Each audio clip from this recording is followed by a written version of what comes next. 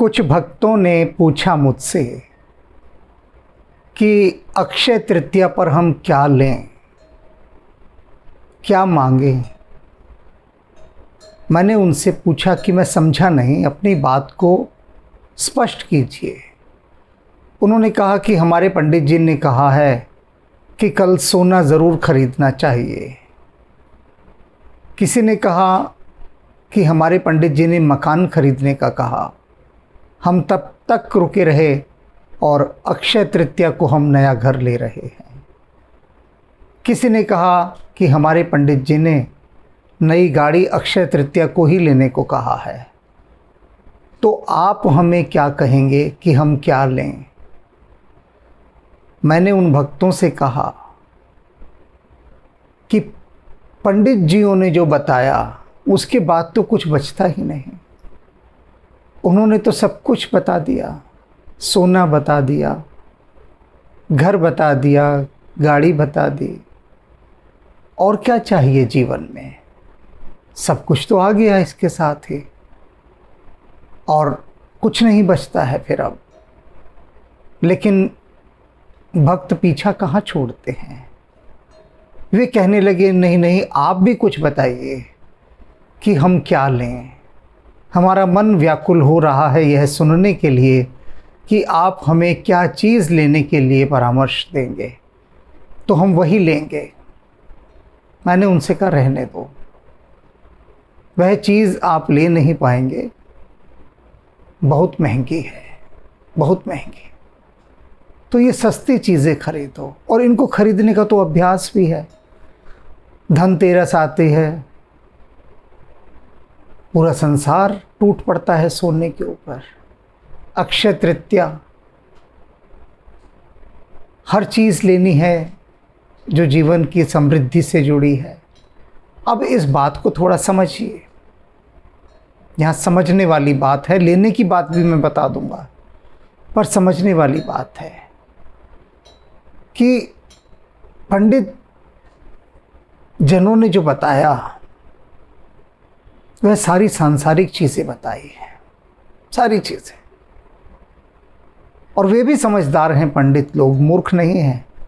वे जानते हैं कि लोगों का रस इसी में है, दौड़ दौड़ कर लेंगे इन चीज़ों को। तो वे भी वही बात बताते हैं जिनमें आपका रस होता है। जैसे हमारे फिल्म निर्माता वे ही फिल्में बनाते हैं जिन्हें देखने में सब दर्शकों का रस होता है। वही मार धाड़ के, प्रेम प्यार के, बहुत सतही प्रेम प्यार के, निचले तल का प्रेम प्यार, उसकी वही सब मसालेदार फिल्में जिनको हम कहते हैं, क्योंकि सबका रस उसमें है। लेकिन पहले अक्षय तृतीया को समझ लीजिए क्या है। मैं इसकी बाकी कहानी नहीं समझाऊंगा, क्यों मनाई जाती है, किस लिए मनाई जाती है, मनाने का नहीं।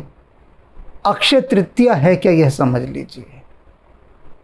ये बात मानी जाती है, इसकी मान्यता है। अक्षय यानी जिस चीज़ का कभी क्षय नहीं होगा। इस विशेष तिथि के अंतर्गत आप जो भी लेंगे वस्तु, उसका कभी क्षय नहीं होगा, कभी वह समाप्त नहीं होगी। तो संसार क्या सोचता है कि सोना खरीदो, क्योंकि सोना कभी समाप्त ही नहीं होगा, तो हमारी समृद्धि बनी रहेगी, धन रहेगा। और गाड़ी लो, बंगला लो, ये सदा रहेंगे, ये सदा रहेंगे, इसलिए इनको लो।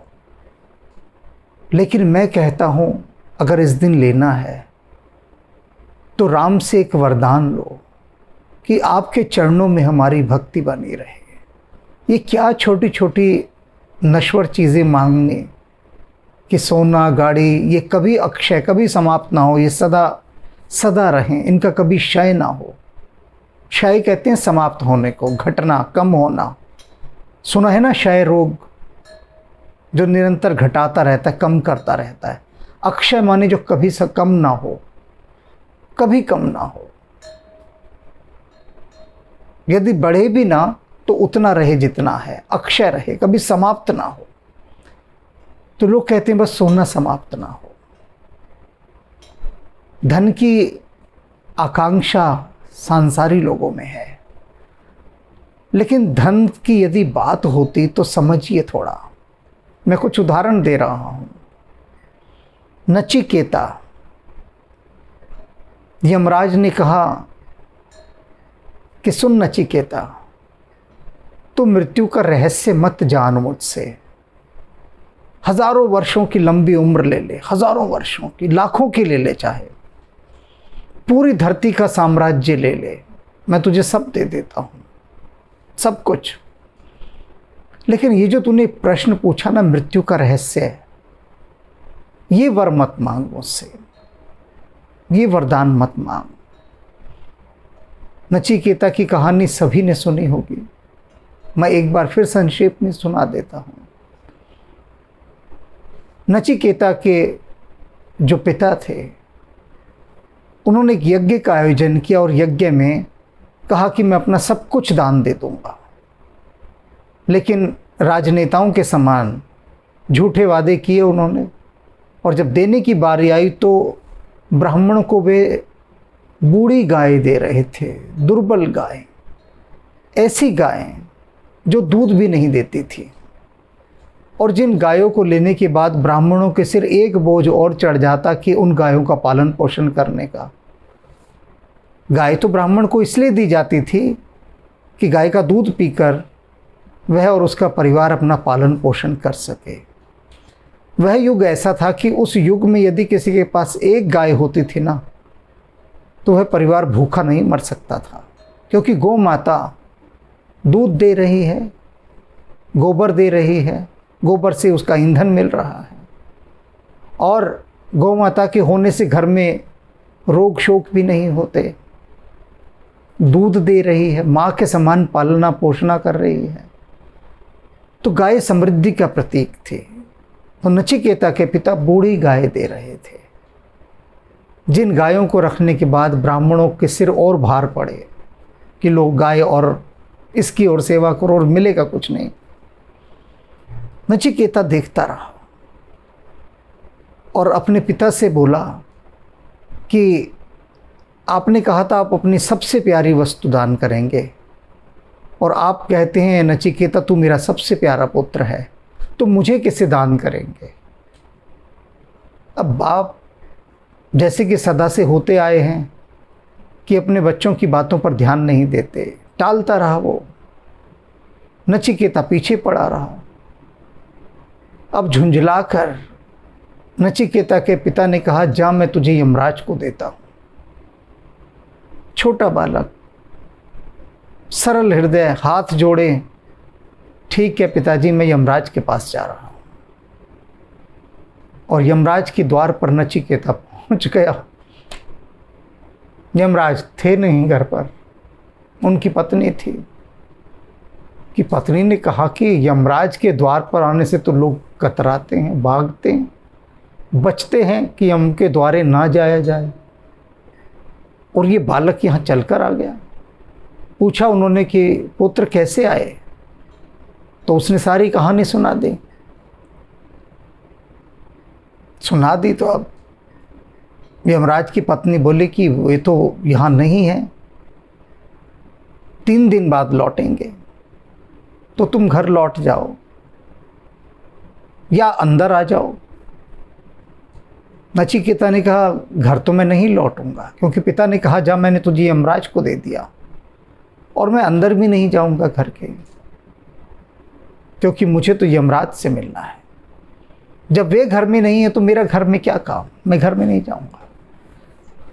और यमराज चौखट पर ही बैठ गया। 3 दिन बैठा रहा, छोटा बालक भूखा प्यासा। बहुत कहा यमराज की पत्नी ने कि बेटा कुछ खा लो। नचिकेता ने कहा नहीं, अब तो जो भी कुछ खाना पीना है यमराज के हाथ से ही खाएंगे। यमराज आए, सारी कहानी सुनी नचिकेता से। यमराज ने कहा कि मेरे पास तो आने से संसार का प्रत्येक जीव घबराता है, और तू स्वयं चलकर आया। 3 दिन भूखा प्यासा मेरी प्रतीक्षा करता रहा, 3 दिन तक। मैं तुझसे बहुत प्रसन्न हूं, कोई भी 3 वर मांग ले जो तुझे चाहिए, कोई भी 3। और यमराज कह रहा है ये तुझसे, नचिकेता कुछ भी मांग ले, 3 वर मैं अवश्य दूंगा। नचिकेता कहता है कि यदि आप मुझसे प्रसन्न हैं, मुझे 3 वर देना चाहते हैं, तो पहला वर मुझे मृत्यु का रहस्य बता दीजिए। नचिकेता की ये बात सुनकर यमराज सकते में आ गए। ये छोटा सा बालक और मृत्यु का रहस्य जानना चाह रहा है। उन्होंने कहा नचिकेता से कि सुन नचिकेता, जिस प्रश्न का तू उत्तर मांगने जा रहा है, इसको तो बड़े बड़े योगी सिद्ध हजारों वर्षों से जो तपस्या कर रहे हैं वे भी नहीं जान पाए। नचिकेता बोला तभी तो मैं जानना चाह रहा हूं, और आप जैसा कोई सुपात्र मुझे मिलेगा नहीं मृत्यु का रहस्य बताने वाला। आप ही हैं एकमात्र, क्योंकि मृत्यु के देवता आप हैं, मृत्यु का रहस्य भी आप जानते हैं। यमराज कहते हैं कि नचिकेता तू सारी धरती का साम्राज्य मांग ले, मैं दे देता हूं। लाखों वर्ष की आयु मांग ले, मैं वह दे देता हूं। मृत्यु का रहस्य मुझसे मत पूछ। नचिकेता बोला आपको अपना वर नहीं देना, मत दीजिए, पर ये मुझे बहकावों में मत उलझाइए।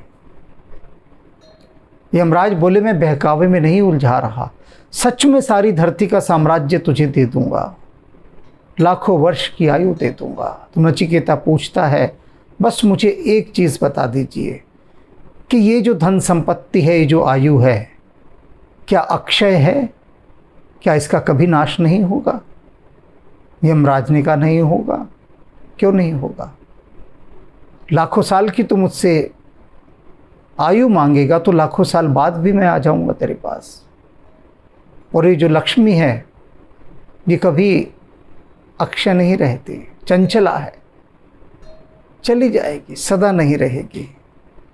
और नचिकेता बोला फिर मुझे यह नहीं चाहिए, यह नहीं चाहिए।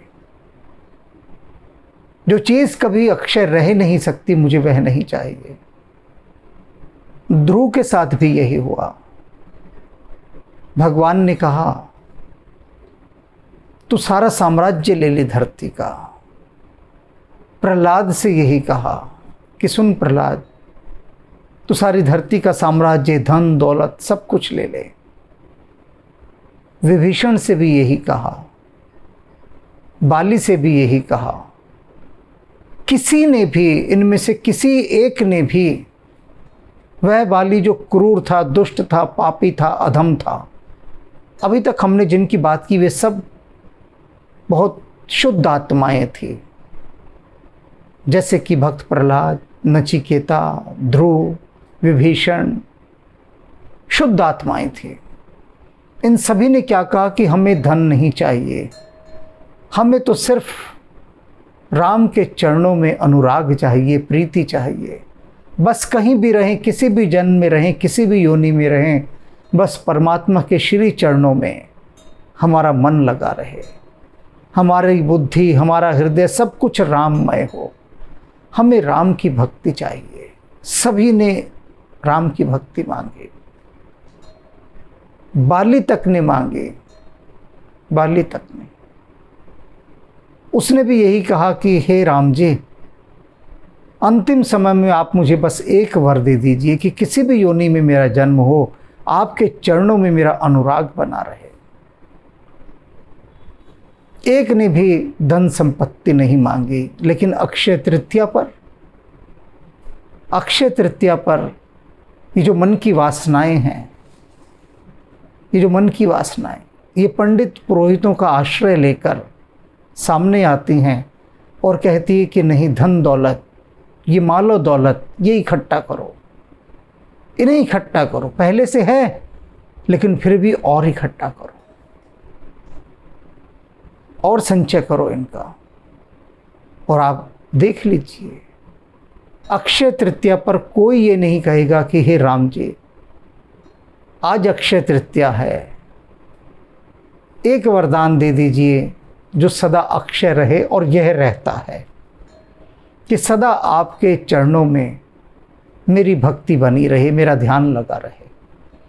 और एक बार ये वरदान मिल गया, यह अक्षय वरदान है। यह अक्षय, जहाँ पर राम होते हैं वहाँ लक्ष्मी दासी की तरह भागी भागी आती है, दासी की तरह। लक्ष्मी के पीछे राम नहीं भागते, राम के पीछे लक्ष्मी भागती है। देखा नहीं कैसे चरण दबा रही है भगवान विष्णु के? देखा है ना कितने भक्ति भाव से लक्ष्मी शेषनाग की शैया पर राम जी विराजमान हैं, राम के चरण दबा रहे हैं। लक्ष्मी दासी है जहां पर राम है, राम के पीछे भागी भागी फिरती है, भागी भागी, और कहती है प्रभु जी मुझे चाकर राखो जी। लक्ष्मी कहती है मुझे नौकर रख लो प्रभु अपने यहाँ, और दासी बनकर रहती है। तो मांगना है तो राम से कम में राजी मत होना। ये सोने चांदी गाड़ी बंगले सब स्वतः चलते आएंगे, इनके पीछे आपको दौड़ने की जरूरत नहीं पड़ेगी, ये स्वयं दौड़ते दौड़ते पीछे आएंगे। बस राम से मत चूक जाना। अक्षय तृतीया पर यदि कुछ लेना है तो राम नाम की दात लेनी है। अब इसका ये अर्थ मत समझ लीजिएगा कि कल जो सोना खरीदने लोग जा रहे हैं वे सोचे कि अरे सोना तो अब खरीदना ही नहीं, कैंसिल प्रोग्राम, सोना नहीं खरीदेंगे, क्योंकि अभी इन्होंने कहा है कि ये सब बेकार की चीज़ें हैं, नहीं खरीदने। नहीं, शब्दों की आत्मा को समझें, अर्थ का अनर्थ हो जाएगा।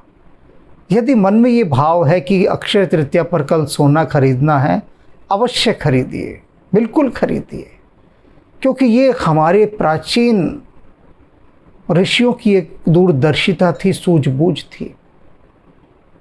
ये बचत का बहुत बड़ा तरीका है।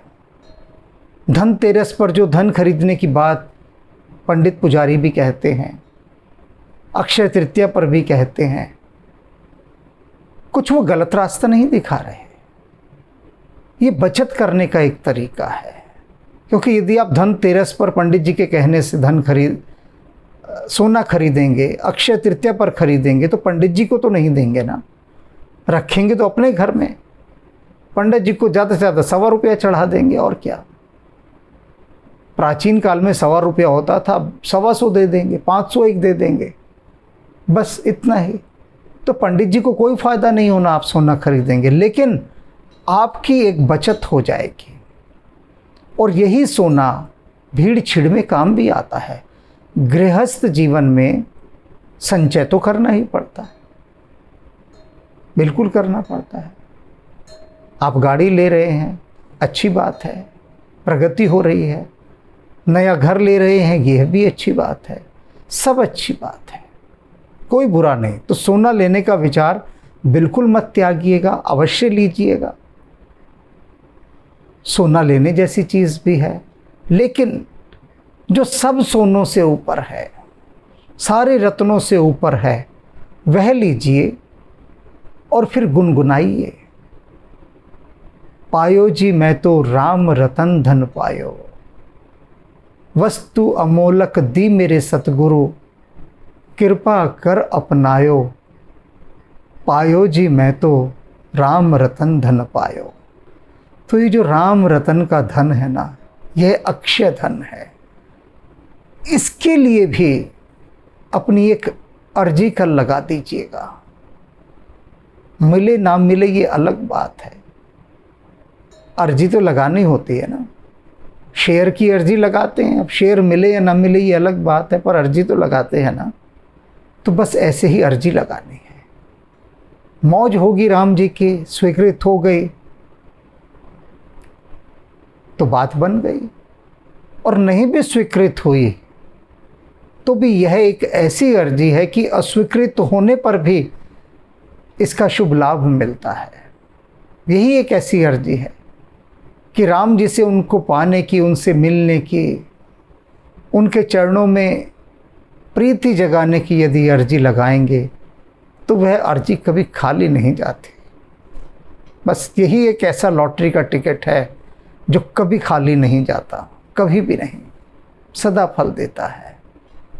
तो अक्षय तृतीया पर आप सभी को बहुत बहुत बहुत बहुत शुभकामनाएं। खूब सोना खरीदिए, और जो सोने की वर्षा करने वाले राम जी हैं उनके चरणों में भी ध्यान लगाने की एक अर्जी लगा दीजिए।